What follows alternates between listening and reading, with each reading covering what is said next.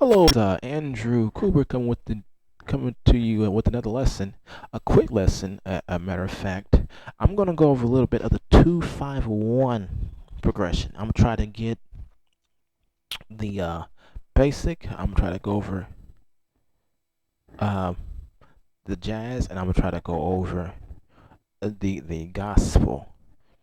I'm gonna try to get all three here in a short lesson, in a very short lesson. So, what is the 2-5-1? Let's look at the scale real quick. The E flat scale. The 2-5-1 comes from the tone of the scale.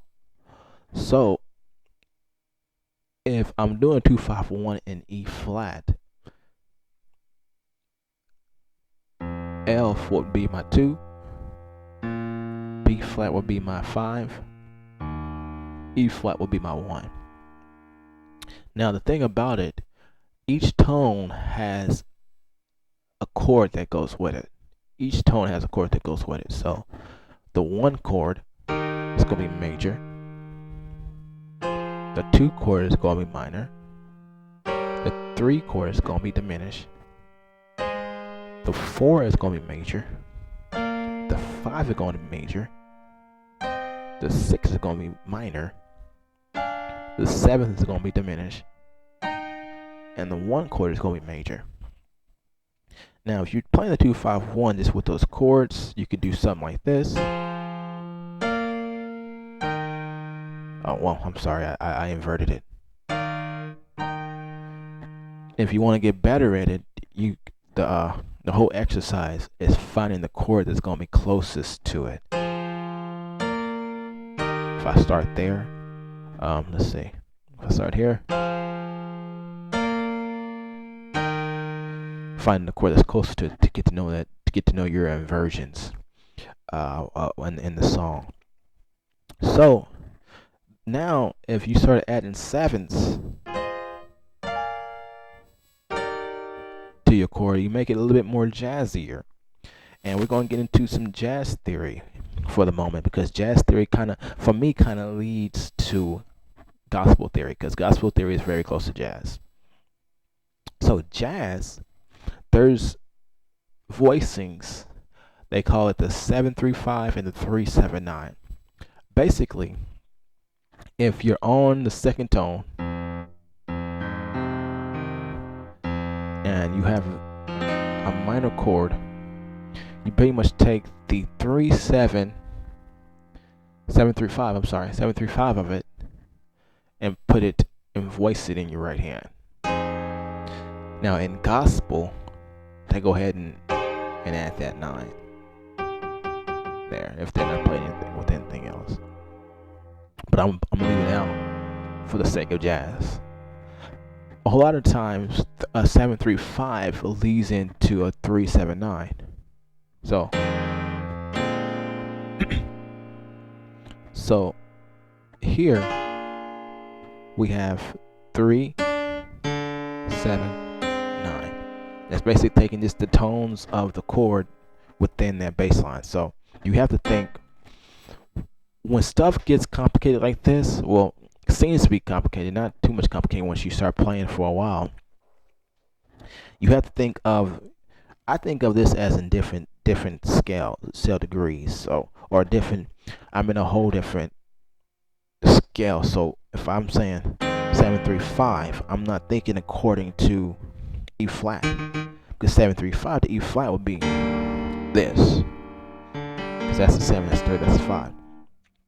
It will come from the second tone of the scale. So I'm in the second tone of the scale. They call that the Dorian mode. Then I go to the 5th tone of the scale. I can't remember what mode they call this. I want to say Phrygian, but that's not it, I don't think. But just know that this is the 5th tone of the scale, the 5th tone. So that means I'm still kind of in the scale of E, but I'm just working with a different tone. then back 379 usually leads back to a 735. Now there's another voice that you can start off with. You can start off with the 379 in your right hand. Most of the time, gospel players they add this, the 5, but the 379 in your right hand, and it's the 7th that's gonna always go down. And that's another thing here. Whenever you're doing a 735, you can always add the 13th. Whenever it's major. Matter of fact, 13th chords go well in your left hand too. So you go 379, 7, 3, 13. Oh, sorry. And basically the 13 is just the 6th degree. 1, 2, 3, 4, 5, 6. 7, 3, 13. And it goes 7, 3, 7, 3, 5 goes back to a 379. That'd be G, D, and F. Okay. Now, gospel musicians, they go ahead and put that 9 in the right hand. They usually go ahead and put that dominant in the right hand. Just like the 739, they're going to put that 5.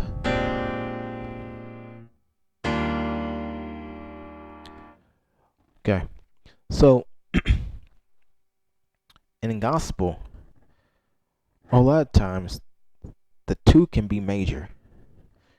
And instead of going minor, you go major. That leads, the major usually leads to another major. And a whole lot of times, going back to the 1, you can alter the 5.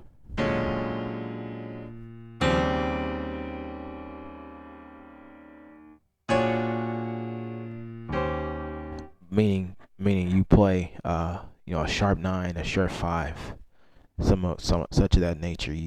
As far as gospel musicians, if you listen to a whole lot of gospel music, you hear this all the time, and usually that's the chord that's leading right back to the 1. That's why it's usually altered, or it's leading to the 3, it's leading to the 6, it's leading to the 2. It's leading somewhere. It's a passing chord. So we go ahead and fill it out. D, F sharp, A flat, and C sharp. It's 3, sharp 5, 7, sharp 9. Or you can say sharp 2 if it helps you remember.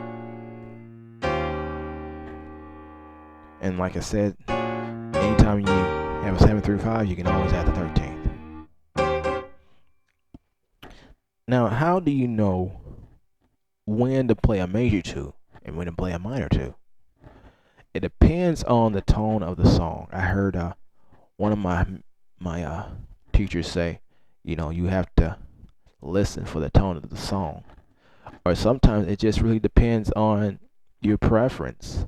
So if I'm playing Anithi,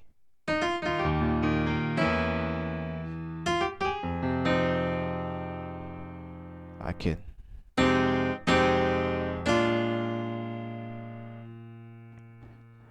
I go minor. But however, if I'm playing Anithi by myself, which normally a song like Anithi is always going to play by yourself normally, I could go major with it also after I go minor.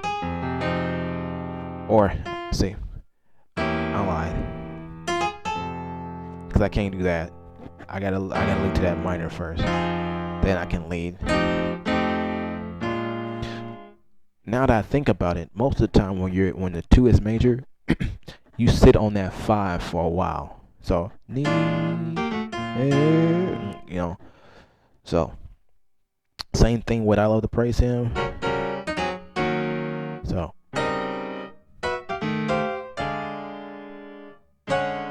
they sit on that 5 for a while. So that's one way you can probably tell most of the time. But you gotta listen to the song, the tone of the song.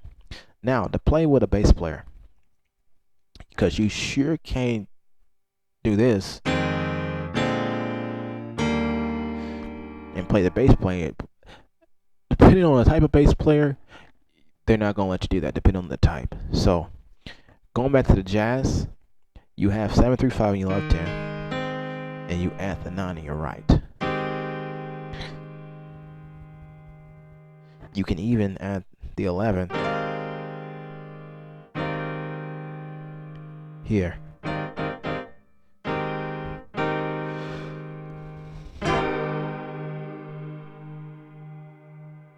Okay, but we'll stick with this. Okay, add the 9.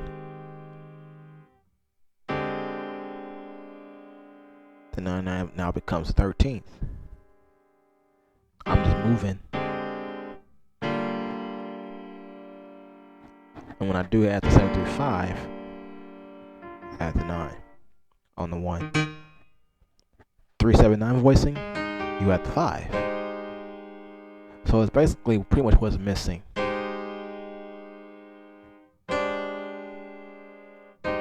It's just that E flat goes down to D.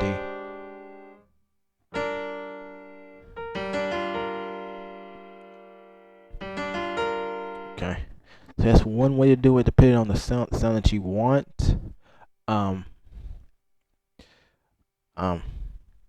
Most of the time on that minor, we gospel musicians tend to double up. We tend to piece. For example, if I'm here,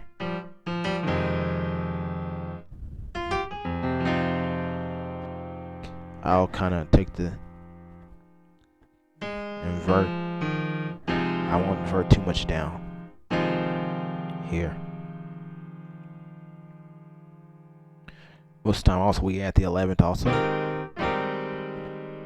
So you got that, and you build. Basically, you can build off the 11th by building off the 7. So if the 7 is like the 1, you can always add the 1 chord. I used to like to just do it like this because if I do it like this, a lot of times to me the 7th is too dominant in the sound.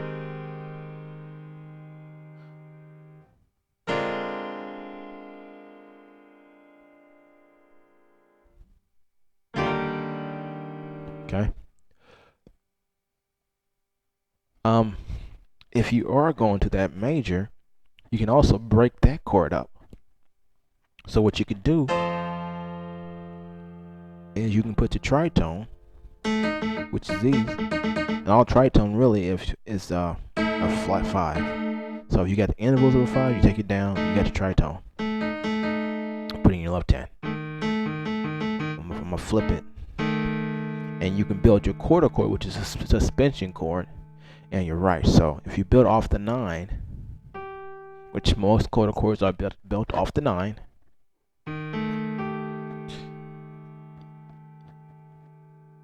you can have your chord. Now a quarter chord is a chord built off of 4s, so made up of 4s. I'm sorry, and you basically have G. The 4th of G is C. The 4th of C is F. And that goes to your major chord. Now, to give you some licks on things that you can do when you're doing stuff like this, you can always, before hitting this chord, you can always take this down 1 or up, down 1.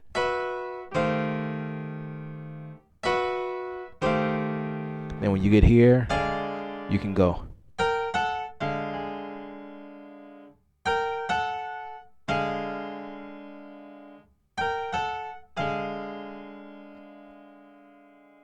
Okay, so what about the altered chord? How would we voice that as far as the altered chord? So you have 3/7/9. Notice I put the C sharp in there because that's the 9. That's the altered. Okay, if it was a regular 9, I would put that in there. But since 9 is altered, I would do that.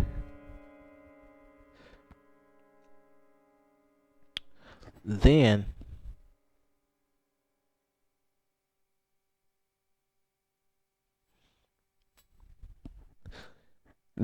I would build off. Well, you could build off the 7 with your quarter chord. So And the quarter chord, once again, is made up of fourths. A flat. This fourth of A flat is C sharp, and the fourth of C sharp is F. Or you can leave this tritone here, and you'll go one beneath the tritone. No, sorry, a whole step beneath, and build off a major chord. That's popular too. And from here, you'll go to a voicing of 7, 3, 13, 1, 5, 1 in the left and the right. 7, 3, 13, 1, 5, 1 in the right. So let's put it together.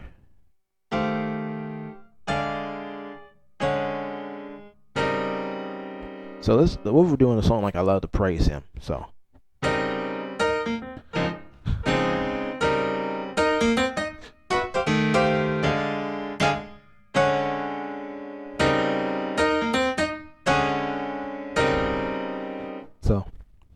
now there's another. I'm gonna give you a little bit extra here. There's another progression. It's called the 6-2-5-1 progression, and basically it's the 6 is to put it's like a circular motion to get back to the 2-5-1, and it's the repeat of a cadence. So you go.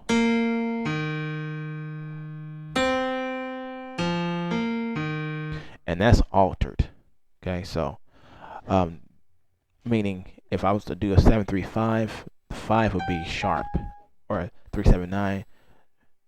9 will be either sharp or flat. Anytime you sharp a 9, you can also flat the 9 also. So, in basic form, it will look like this.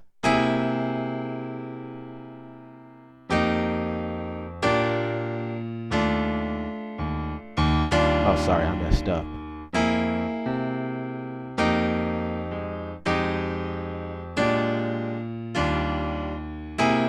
Kind of see how it kind of has that circular motion. It's taking you back.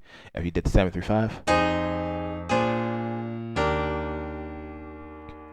you would probably 3-7-9, or once again, same chord. These chord and the same chord are the same chords. They're passing chords.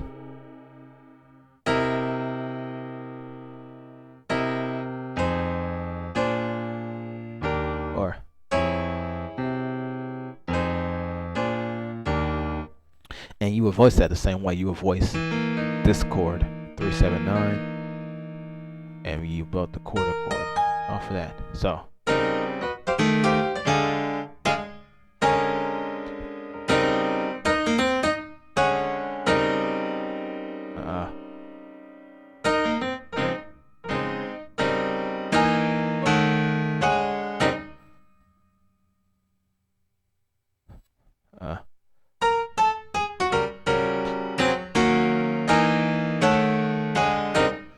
so that's the scenario.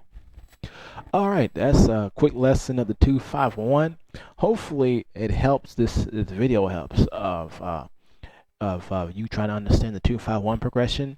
If I did not, comment below. Comment and ask for more questions, or explain to me what I missed. Explain to me what you didn't get or receive. If you do like this kind of content, like, subscribe, hit the notification bell. That way you will not miss a video. All right. It's Andrew Cooper signing off.